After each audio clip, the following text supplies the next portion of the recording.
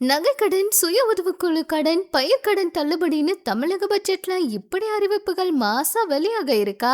இந்த சூப்பர் அறிவிப்பால மக்கள் எல்லாரும் ரொம்ப மகிழ்ச்சியா இருக்காங்க. வாங்க என்ன ஆச்சுங்கிறத பார்க்கலாம். தமிழக சட்டப்பேரவை தேர்தலுக்கான தேதி இன்னும் ஓரிரு வாரங்கள்ல அறிவிக்கப்பட இருக்கு. இந்த நிலையில இடைக்கால பட்ஜெட் தமிழக அரசால தாக்கல் செய்யப்பட்டிருக்கு. நிதியமைச்சர் தங்கம் தென்னரசு தாக்கல் செய்த பட்ஜெட்ல கடந்த 5 வருஷத்துல செயல்படுத்தப்பட்ட திட்டங்கள், நிதி ஒதுக்கீடு இந்த மாதிரி தகவல் இடம்பெற்றிருக்கு.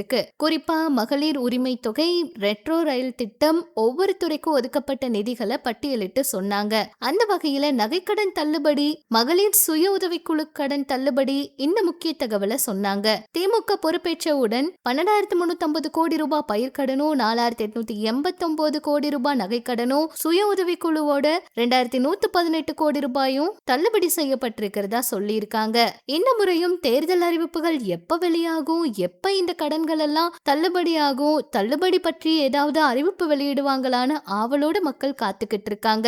இதுவரைக்கும் 26 கோடி ரூபாய் மதிப்பிலான மருந்துகள் எல்லாம் விற்பனை பண்ணிருக்காங்களாம். 45 லட்சம் பொதுமக்கள் பயனடைஞ்சிருக்காங்க அப்படின்னும் 14,000 கோடி ரூபாய் உட்பட்ட கூட்டுறவு, உணவு மற்றும் நுகர்வோர் பாதுகாப்பு துறைக்கு 17,068 கோடி ரூபாய் ஒதுக்கீடு செய்யப்பட்டிருக்கிறதா அமைச்சர் தங்கம் தென்னரசு அவர் தெரிவிச்சாரு. இதை பார்த்த மக்கள் எல்லாரும் ரொம்ப சந்தோஷப்பட்டிருக்காங்க. இந்த முறையும் ஏதாவது கடன் தள்ளுபடி குறித்து தகவல் வருமானு தேர்தல் அறிக்கைக்காக எல்லாருமே காத்துக்கிட்டு இருக்காங்க. இது பற்றி உங்களோட கருத்துக்களை சொல்லுங்க.